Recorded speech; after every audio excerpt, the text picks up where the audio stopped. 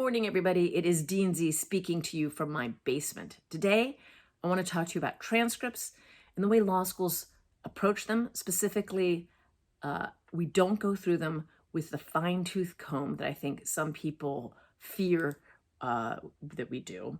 I think that should be very encouraging to you, and I'm going to talk about why. And I'm also going to talk to you about why we have, the approach that we do and why it's one that I think makes a lot of sense. So I hope you keep listening, even though I've already kind of bottom lined it for you. All right, first, why in the undergrad admissions process, when you're applying to college, I think it's well known that schools really do go through your high school transcript with a fine-tooth comb.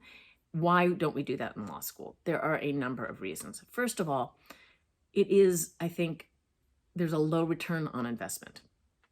If I'm going to spend 15 minutes on an application on average, there are so many places where I can get lots of information about you that is more revealing than the bare transcript, right? I've got your personal statement, I've got your essays, I've got your resume. When you're applying to college from high school, you don't have as much going on. You don't have an accumulation of interesting information about yourself. But even if you're applying to law school as early as you possibly can in your last year of college, you've racked up a lot more experience, a lot more nuanced motivation, a lot more sophistication. There is a lot more for me to glean from you than from the essays or application of a 17-year-old who is not as fully formed as you are as when you're applying to college, with all due respect to 17-year-olds. So I'm going to spend my time on the parts of the application where I think there will be productive of insights into who you are and why you are here. Second, in high school, transcripts are much more similar among candidates than they are in the law school stage of things.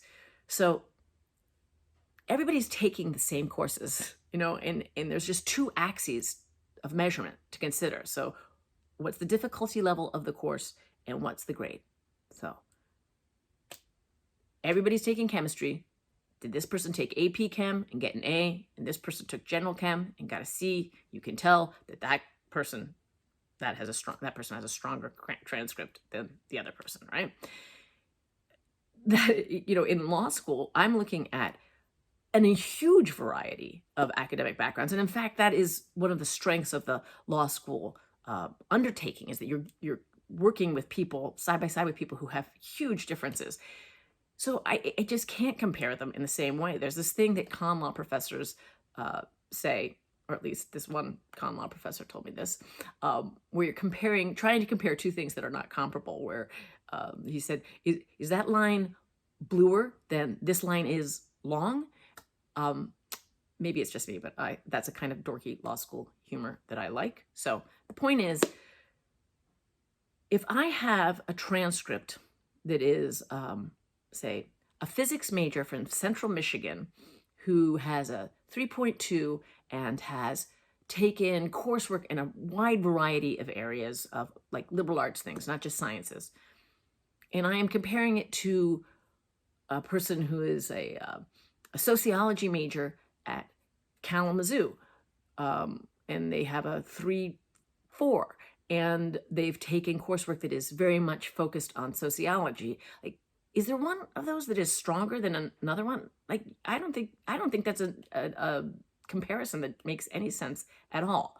I just don't think it is worth thinking of it in those terms. So there's much less to be derived from that kind of comparison at the law school stage than at the undergrad, in my opinion. Another way of thinking about this is just that there are many more axes of measurement in looking at an undergraduate transcript. So there is, the institution itself, of course, and the competitiveness of the cohort, but also, what was your major? How rigorous was it? What kinds of classes did you take outside of your major? What level of class did you take? Entry level, 400 level, grad school level.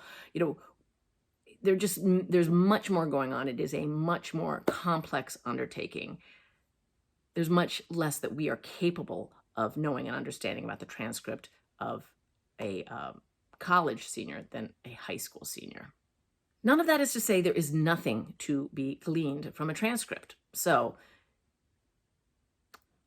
let's say there is a candidate whose application I'm reading, who I like what's going on in it, but what I can see from their GPA is it's low enough that I might have some concern about their academic preparedness.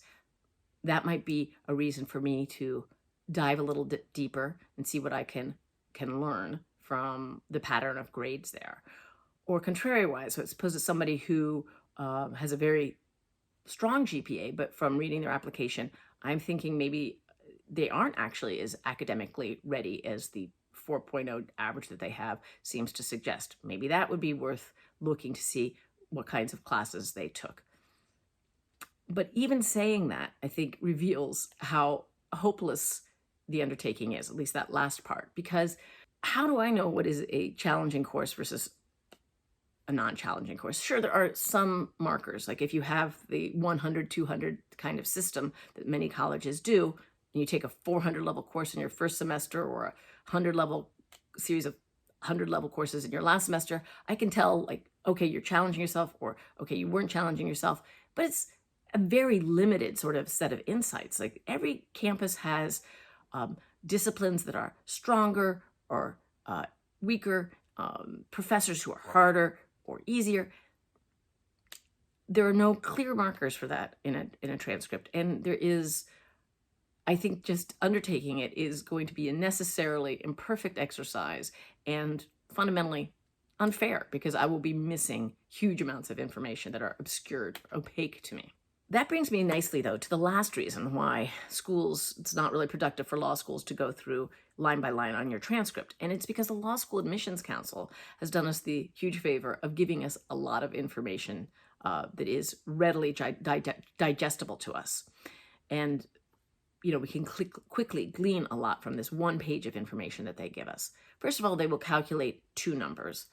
One is the cumulative GPA, which is your GPA across all the coursework that led to your getting a college degree. So maybe that is your college courses, but also if you took a college course in high school, or you took some summer work, or you went to more than one college and you transferred, or you broke it up and attended 5 or 6 colleges, one number will come from that entire set of experiences. And then there will also be a degree GPA, which tells us what your GPA is as calculated by Law School Admissions Council from the school from which you graduated. If you only attended one school, those two numbers are identical, but if you attended multiple schools, those two are different, and that difference will itself tell us something. So if your cumulative GPA is low, but your degree GPA is very high, that tells me in 2 seconds, I just know, like, okay, this is someone who got it together over time, right? They maybe had a rocky start at some point, but then they ended strong. So that is very useful information to have.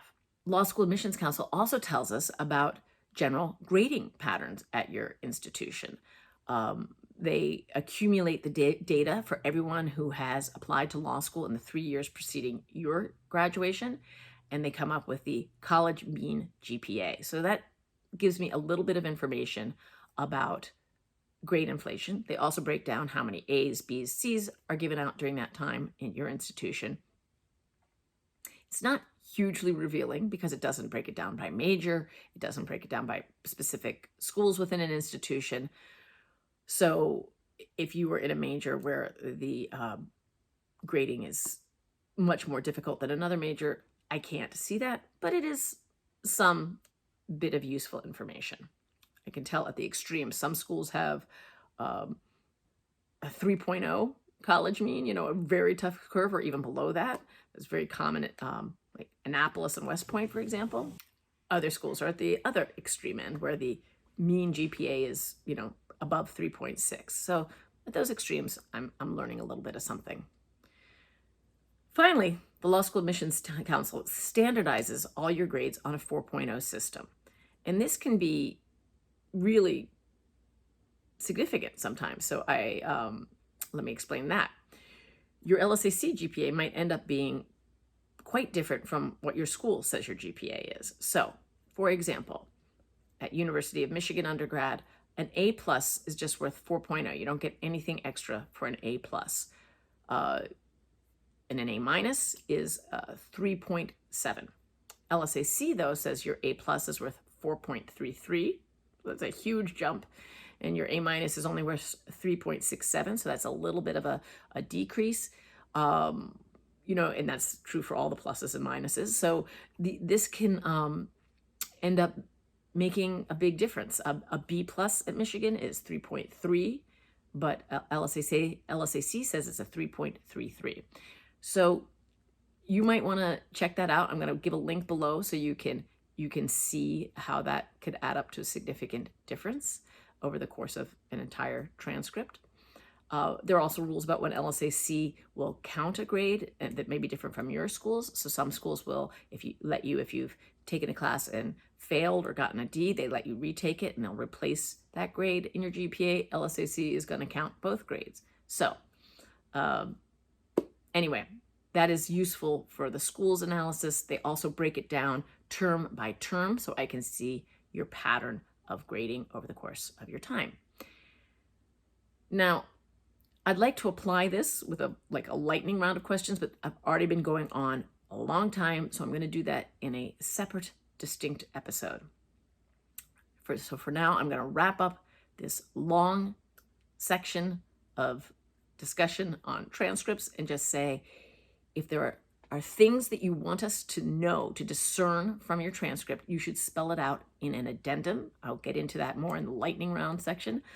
But and if you are worried now because you took some class that you really wanted to take and you're worried it's going to look like a blow-off course to the people reviewing your transcript, calm down. Not going to be a problem. You are in great shape. So I think this, on the whole, should be very encouraging. I think you have a lot of control over the way we view your educational experience, and so you should utilize that. Okay, that's all I have to say about transcripts.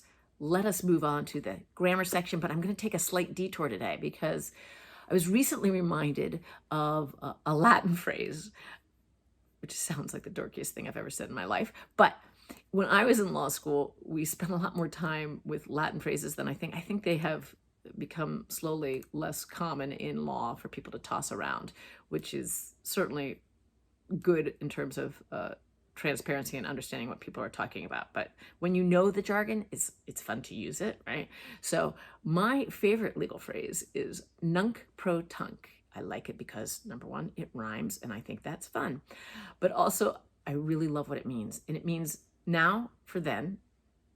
And what it is when a court has made some mistake in the proceedings earlier on and then needs to correct it, they issue an order nunc pro tunc, which bottom line means, like, let's just pretend we didn't make that mistake earlier. Let's pretend it's been like this all the way through the proceeding. I would think I would like to apply that throughout my entire life. I would like to be able to go around issuing orders nunc pro tunc for so many things. And so I hope you enjoy the knowledge that you can correct your mistakes, and if you cover it up with a fancy Latin phrase, it will sound a lot better. All right, that's all I have today. Thank you, as always, for watching. I hope this was useful. Would love to hear your feedback and any questions. You can put them in the comments below or send me an email to law.jd.admissions@umich.edu and put vlog in the subject line. And we'll also include a link below to that and to my blog where there is other advice that might be useful to you. Finally, as always, many thanks to Dustin Johnston, who is just the most patient man you've ever met in your life. Wherever you go, go blue.